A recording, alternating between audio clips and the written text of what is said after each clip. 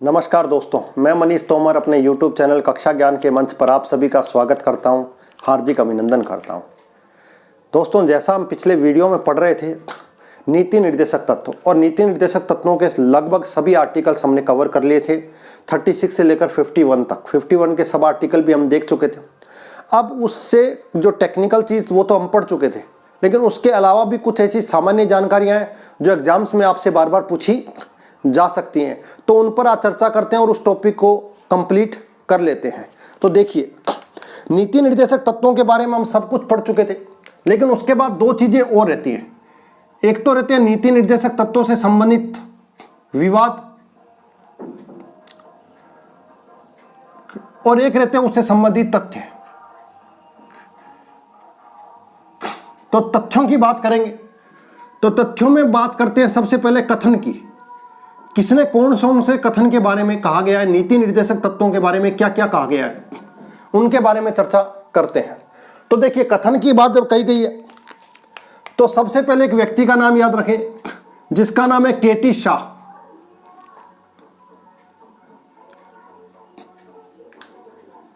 केटी शाह क्या कह रहे हैं?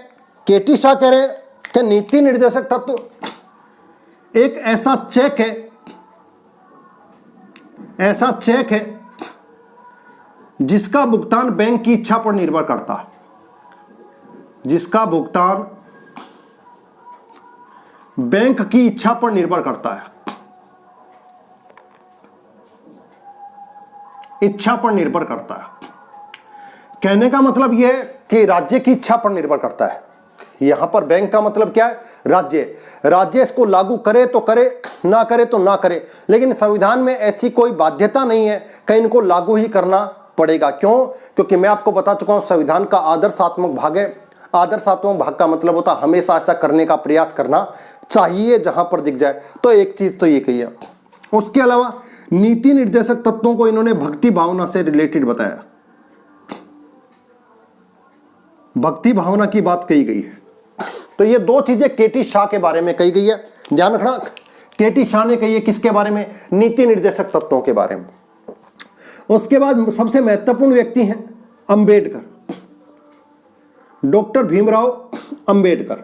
अंबेडकर ने संविधान के बारे में या नीति निर्देशक तत्वों के बारे में क्या कहा है उसको भी ध्यान रखिए।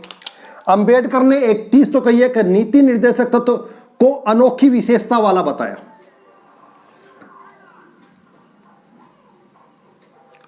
अनोखी विशेषता वाला, पहली चीज।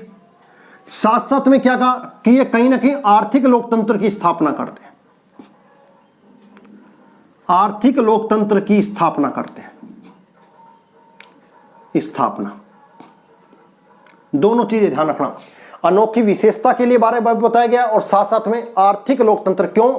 आर्थिक समानता स्थापित करना इस नीति निर्देशक तत्व का एक मुख्य कारण माना जाता है, जिसके कारण नीति निर्देशक तत्व संविधान में शामिल किए गए। आर्थिक किसी भी प्रकार से समानता स्थापित की जाए, उसको कम किया जाए, आर्थिक असमानता को कम करने का राज्य क्या करे? प्रयास करे। यह अंबेडकर साहब ने कहा। अंबेडकर के बाद आता है के.एम. पणिक्कर।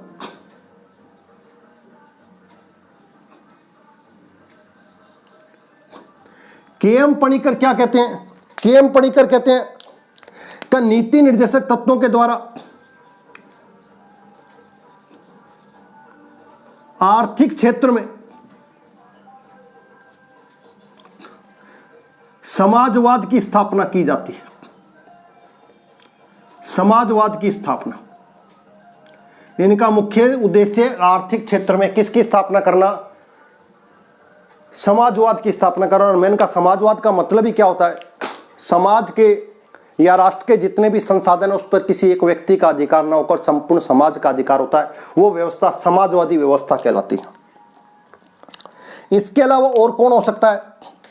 तो एक है, इसके अलावा और को हम याद करें तो कुछ अंग्रेज हैं। एक का नाम है के.सी. व्हीलर।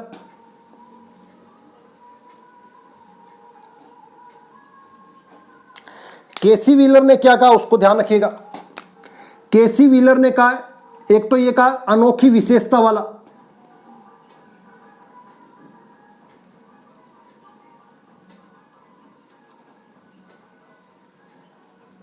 सॉरी, अनोखी विशेषता वाले आकांक्षाओं का घोषणा पत्र, आकांक्षाओं का घोषणा पत्र की संज्ञा दी है किसको? नीति निर्देशक तत्वों को। पहली चीज तो ध्यान रखिएगा कि हमारी जो इच्छाएं थी उनका कहीं ना कहीं एक प्रकार का क्या है? घोषणा पत्र है। दूसरी, धार्मिक उपदेश की संज्ञा दी कि किस तरीके से है कि जिस तरीके से धार्मिक उपदेश दिए जाते हैं उस तरीके से इसकी जानकारी दी गई है। इसके अलावा एक है ग्रेनविल ऑस्टिन,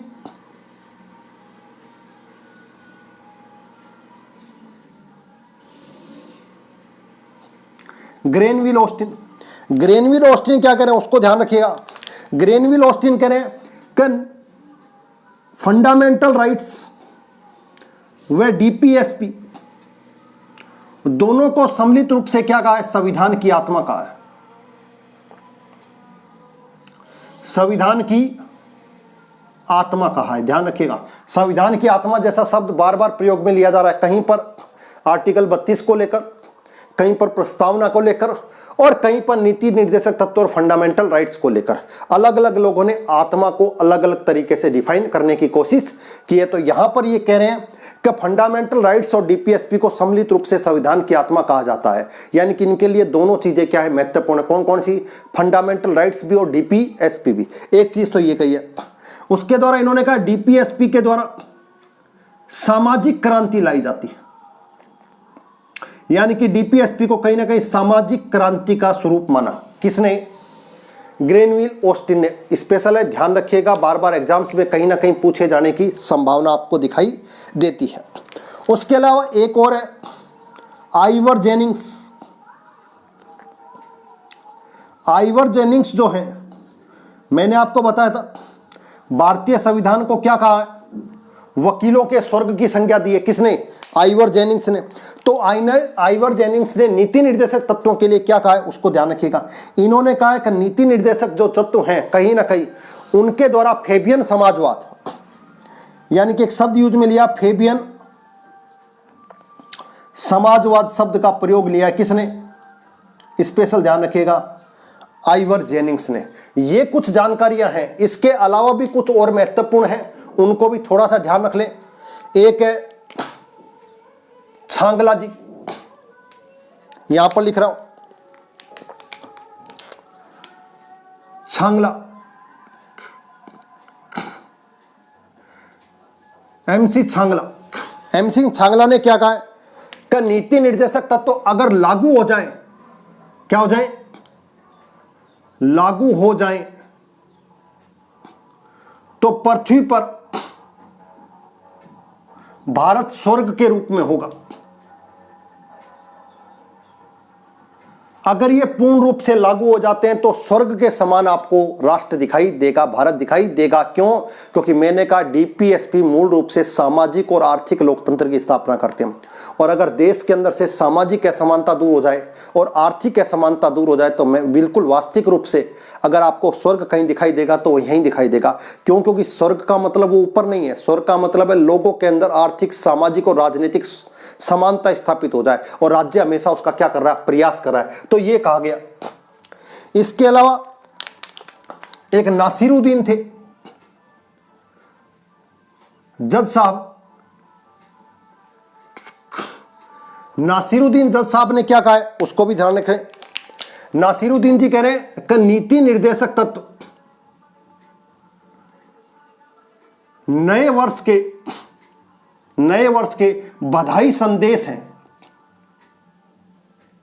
इसके अलावा कुछ भी नहीं है। यानी कि नए वर्ष पर हम जब नए वर्ष को सेलिब्रेट करते हैं और लोगों को शुभकामनाएं देते हैं, उससे ज्यादा नीति निर्देशक तत्व नहीं है। तो ये जानकारी कौन दे रहा है? नासिरुद्दीन साहब इसके बारे में जानकारी आपको बता रहे हैं कि इस तरीके से ये कुछ न कुछ आपको देखने को मिलेगा। इसके अलावा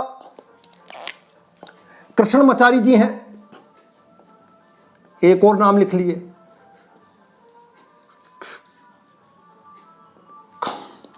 उन्होंने क्या कहा इसके बारे में ध्यान रखना। उन्होंने क्या कहा उसको समझ लिया, कहीं ना कहीं आलोचना करिए और ये कहा है भावनाओं का कूड़ा घर है,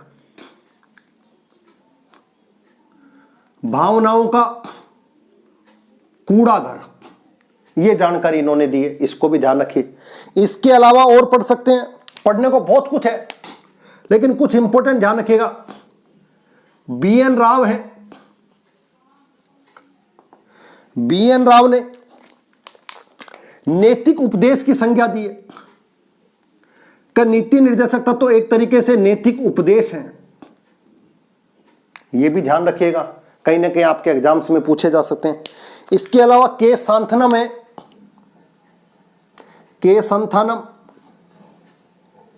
ध्यान रखिएगा, एक कानूनविद हुए हैं बहुत महत्वपूर्ण, उनके द्वारा कहा गया कि नीति निर्देशक तत्वों के कारण क्या होगा, डीपीएसपी के कारण क्या होगा, कार्यपालिका और न्यायपालिका में आपको संघर्ष देखने को मिलेगा,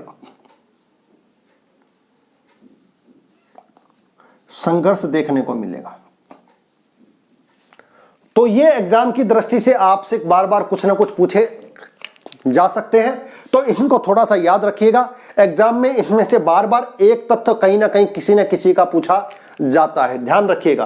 कहीं ना कहीं नेहरू का भी ध्यान रखिएगा, नेहरू जी ने कहा डीपीएसपी कहीं ना कहीं सामाजिक तंत्र, समाजवादी तंत्र की क्या करते हैं, स्थापना करते हैं। तो ये कुछ ना कुछ जानकारियां दी गई किसको लेकर, नीति निर्देशक तत्वों के बारे में कहे गए कथनों को लेकर। अब इसके अलावा एक टॉपिक बचता है अपने को, वो है नीति निर्देशक तत्वों को लाए गए वाद और विवाद।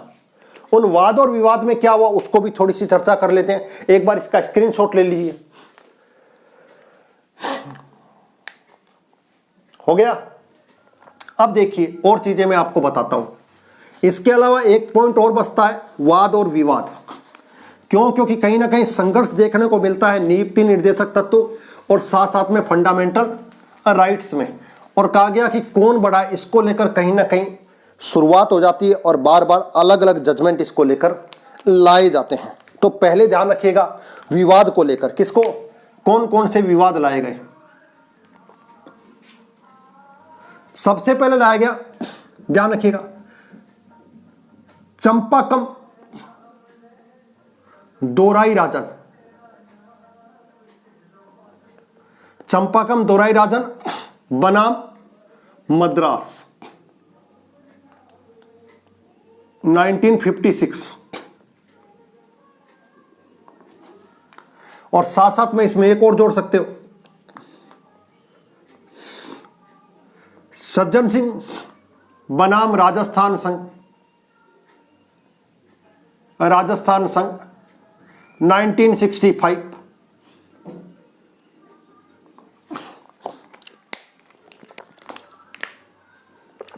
चंपाकम दोराई राजन का मतलब था, ये एक महिला थी मद्रास के अंदर, और एडमिशन को लेकर इन्होंने जब एडमिशन एमबीबीएस में लिया तो इनको कहा गया कि आपका एडमिशन नहीं हो सकता है। क्यों? क्योंकि आपकी कैटेगरी के लिए जितनी सीटें रिजर्व थी वो हो चुकी हैं। समझ में आ गई बात। और मद्रास के अंदर एक व्यवस्था चल रही थी आज़ादी से पूर्व की, उसके आधार पर ही आरक्षण की व्यवस्था चल रही थी। इसने कोर्ट, मद्रास कोर्ट को क्या किया, चैलेंज किया, और मद्रास कोर्ट के द्वारा ये कहा गया कि इनको एडमिशन दिया जाएगा। जब इनको एडमिशन दे दिया गया तब जाकर इसके प्रभाव को कम करने के लिए भारत के अंदर पहली बार फर्स्ट संविधान संशोधन लाया गया आरक्षण को लेकर। ध्यान रखिएगा, भारत का पहला संविधान संशोधन आरक्षण की व्यवस्था को लागू किया गया। आर्टिकल 15 की सब धारा कौन सी, 4। ध्यान रखिएगा, फर्स्ट संविधान संशोधन के द्वारा लाया गया। और किस कारण से लाया गया, इसी के प्रभाव को खत्म करने के लिए। क्यों? क्योंकि राज्य ने कहा, क्या कहा कि रोक नहीं सकते, और इनको एडमिशन दे दिया। सुप्रीम कोर्ट ने कहा कि अब सुप्रीम कोर्ट चली गई मद्रास सरकार, और मद्रास सरकार ने कहा कि डीपीएसपी, ये कहीं ना कहीं आप जो व्यवस्था कर रहे हो, ये आदेश दिया है, वो कहीं ना कहीं 46 का उल्लंघन आपको दिखाई देता है। समझ में आ गया। इसको लेकर फिर जजमेंट आया, और जजमेंट के परिणाम स्वरूप मैंने कहा संविधान संशोधन किया गया, और एक अतिरिक्त धारा जोड़ दी गई, अनुच्छेद 15 के अंदर धारा 4 जोड़ दी गई। तो ये फर्स्ट संविधान संशोधन है, ध्यान रखिएगा। सज्जन सिंह बनाम राजस्थान सरकार, भूमि सुधार से संबंधित कानूनों को लाया गया, और कानूनों को लाकर 9वीं शेड्यूल में डाल दिया गया, जिससे इसका किसी भी प्रकार की कोई समीक्षा ना हो सके, इसको भी कोर्ट में चैलेंज दिया गया। समझ में आ गई बात। तो यहां पर जो चंपाकम दोराईराजन है, वहां से आपको मूल अधिकार और नीति निर्देशक तत्वों में संघर्ष देखने को मिलता है। सबसे पहले देश के अंदर संघर्ष कहां मिलेगा, इस केस को देखने के बाद, और इसी के तहत देश में पहली बार फर्स्ट संविधान संशोधन किया गया था। और इसमें क्या कहा गया उसको समझ लीजिए। इसमें कहा गया कि फंडामेंटल जो राइट्स है, वो फंडामेंटल राइट्स छोटे हैं किससे, डीपीएसपी से, यानी कि डीपीएसपी बड़े हैं किससे, फंडामेंटल राइट से। समझ में आ गई बात। इस आधार पर यह व्यवस्था दे दी गई।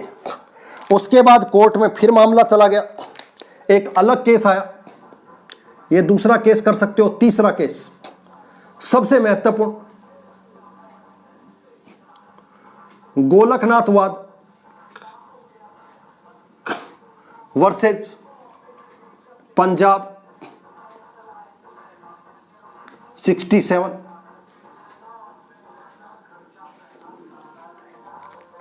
गोलकनाथ व्यक्ति था, सरकार के द्वारा आदेश जारी किया गया, हर व्यक्ति इससे ज्यादा जमीन नहीं रख सकता है। तो बाकी जितनी भी जमीन है, अब इनके पास बहुत बड़ी संख्या में क्या थी, जमीन थी। लेकिन सरकार, पंजाब सरकार एक नया कानून लेकर आई और कानून के माध्यम से क्या किया गया, इनकी लगभग 80% जमीन ले ली गई। और उस जो कानून लाया गया उसको 9वीं शेड्यूल में डाल दिया गया। 9वीं शेड्यूल में डालने का मतलब प्रोटेक्शन एक तरीके से उस कानून को, और उस कानून को कोर्ट में चैलेंज नहीं किया जा सकता। उस आधार पर गोलकनाथ ने, दो भाई थे, दोनों ने वाद लगाया और कहा गया कि मेरे कहीं ना कहीं फंडामेंटल राइट्स का क्या हो रहा है, उल्लंघन किया जा रहा है। समझ में आ गई बात। इसको लेकर ये वाद आया और इस वाद में क्या कहा गया उसको समझिए, वेरी वेरी इंपॉर्टेंट है। इस वाद में कहा गया कि फंडामेंटल राइट्स बड़े हैं डीपीएसपी से। डीपीएसपी को लागू करने के लिए, क्रियान्वित करने के लिए फंडामेंटल राइट्स का उल्लंघन नहीं किया जा सकता। समझ में आ गई बात। वेरी वेरी इंपॉर्टेंट है। अब तक जो 2 जजमेंट दिए गए थे, उस जजमेंट को यहां पर बदल दिया गया। मैंने आपको पहले भी बता चुका हूं, इसके प्रभाव को खत्म करने के लिए, गोलकनाथ प्रभाव के निर्णय को खत्म करने के लिए 24वां और 25वां संविधान संशोधन लाया गया।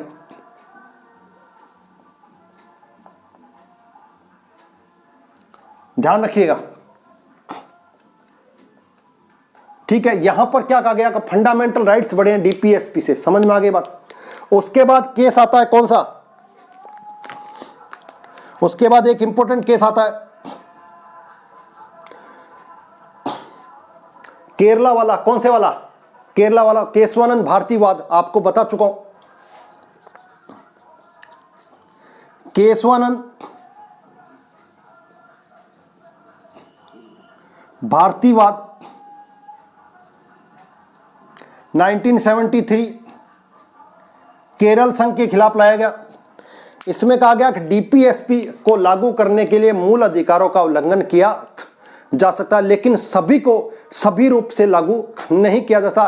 पूर्ण रूप से नीति निर्देशक तत्वों को वरीयता नहीं दी जा सकती सारे के सारे मूल अधिकारों पर, यह कहा गया। तो कहीं ना कहीं यहां पर बराबरी स्थापित करने की कोशिश की गई, ऐसी कोशिश की गई डीपीएसपी। फिर भी यह कहा गया, कहीं ना कहीं ध्यान रखिएगा, फिर भी यह कहा गया कि फंडामेंटल जो राइट्स हैं उनसे डीपीएसपी बड़े हैं। यह भी ध्यान रखिएगा। और क्यों, क्योंकि इसने क्या किया, इस केस ने 24वें और 25वें संविधान संशोधन को कहीं ना कहीं क्या कर दिया, वैध घोषित कर दिया। तो वैध घोषित कर दिया तो इसका मतलब डीपीएसपी बड़े हैं किससे, फंडामेंटल राइट्स से, वरीयता दे दी गई। उसके बाद 5वां लास्ट और अंतिम केस आता है मिनर्वा मिल्स।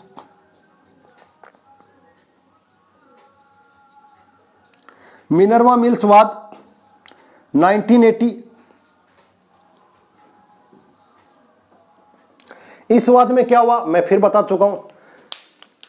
जो मिल थी मिनर्वा मिल्स, उस मिल को सरकार ने कैसे न कैसे करके अधिग्रहण कर दिया। क्यों कर दिया, क्योंकि उसमें कहीं ना कहीं वित्तीय अनियमितताएं दिखाई दे रही थी। उसके लिए बोर्ड का गठन किया, फिर उसकी जांच की गई और कहा गया कि कहीं ना कहीं इसमें वित्तीय, तो इसको कहीं ना कहीं अधिग्रहित किया जाता है। तो मिल का जो बोर्ड था वो कहीं ना कहीं कोर्ट में चला गया। उसने कहा मेरे फंडामेंटल राइट्स का उल्लंघन है, कहीं ना कहीं मुझे संपत्ति का अधिकार जो दिया जा रहा था कहां पर, और व्यापार करने का अधिकार आर्टिकल 19 में, और आर्टिकल 31 में उसका कहीं ना कहीं वॉयलेशन करते हुए दिखाई दे रही है क्या सरकार। और मैंने कहा सरकार ने बड़ी चालाकी से हर चीज को क्या किया, हर चीज के लिए कानून लाए और कानून को 9वीं अनुसूची में डाल दिया गया, यानी कि 9th शेड्यूल में डाल दिया गया। और 9th शेड्यूल क्या कहता है, उसको विशेष प्रोटेक्शन देता है। कानून लाए 9वीं अनुसूची में डाल दिया, कानून लाए 9वीं, उसमें डाले गए जो भी कानून है उसकी न्यायिक समीक्षा नहीं हो सकती है। इस आधार पर ये सारी व्यवस्थाएं कहीं ना कहीं चली आ रही थी। तो यहां पर ये कहा गया फंडामेंटल राइट्स को लागू करने के लिए या डीपीएसपी को लागू करने के लिए फंडामेंटल राइट्स का उल्लंघन हो सकता है या नहीं हो सकता। तो यहां पर कोर्ट ने एक फैसला दिया कि डीपीएसपी और साथ साथ में फंडामेंटल राइट्स एक दूसरे के विरोधी ना होकर क्या है, डीपीएसपी एक दूसरे के पूरक हैं, यानी कि एक दूसरे के विरोधाभासी नहीं है, एक के बिना दूसरा नहीं है, दोनों की क्या है समानता, कहीं ना कहीं बराबरी स्थापित करने की कोशिश की गई कि एक दूसरे के विरोधी नहीं है क्या, डीपीएसपी और फंडामेंटल राइट्स। यहां पर सामंजस्य बिठाने की कोशिश की गई, किसमें, मूल अधिकारों में और नीति निर्देशक तत्वों में। यह आपको पता होना चाहिए। इसके बाद एक केस और आया,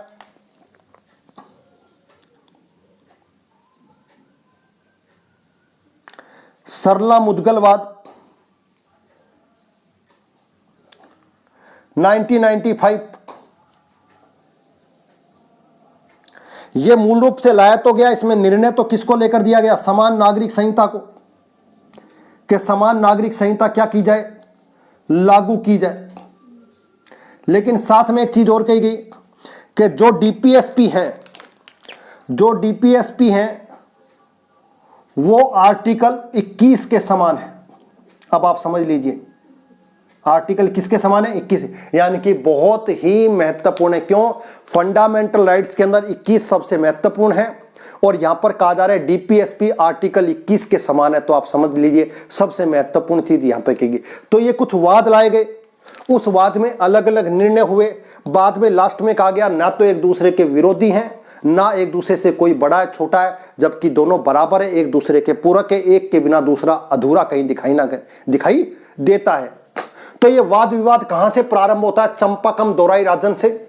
वहां से फर्स्ट संविधान संशोधन लाया जाता है और आर्टिकल 15 की धारा 4 जोड़ा जाता है और पहली बार आरक्षण की व्यवस्था इंस्टीट्यूशन में प्रवेश को लेकर दी जाती है। मैं आपको पढ़ा चुका आर्टिकल 15, वहां से कहीं ना कहीं व्यवस्था चली आ रही और अलग अलग जजमेंट इसमें दिखाई देते हैं। तो ये एक नीति निर्देशक तत्वों का एक छोटा सा टॉपिक अपना रह गया था। आर्टिकल हम सब पढ़ चुके थे, लेकिन उसके अलावा कुछ छोटे छोटे से फैक्ट आपको देखने को देते, तो कुछ कथन थे जो नीति निर्देशक तत्वों के बारे में कहे गए, वो सारे बता दिए। नीति निर्देशक तत्वों को लेकर कुछ वाद विवाद आए, उसमें सुप्रीम कोर्ट ने क्या निर्णय दिया, उस निर्णय के आधार पर सरकार ने क्या क्या कार्य किए, कौन कौन से संशोधन किए और हर चीज को लागू करने के लिए 9th शेड्यूल का उन्होंने क्या लिया, सहारा लिया, ये आप देखते हो। तो आज का ये टॉपिक इतना ही था, इसको देखिएगा और उस टॉपिक के साथ इसको कोरिलेट करिएगा। ये 2 क्लासें आपको डीपीएसपी के लिए संपूर्ण विश्लेषण देखने को मिलेगा। इसके अलावा आपको कोई भी क्लास पढ़ने की आवश्यकता नहीं पड़ेगी। तो आज की ये क्लास आपको कैसी लगी, अगर अच्छी लगी है तो मैं आपको फिर कह रहा हूं कि चैनल को लाइक, शेयर और सब्सक्राइब जरूर करें और कमेंट जरूर करें। तो आज के लिए आपको बहुत बहुत धन्यवाद।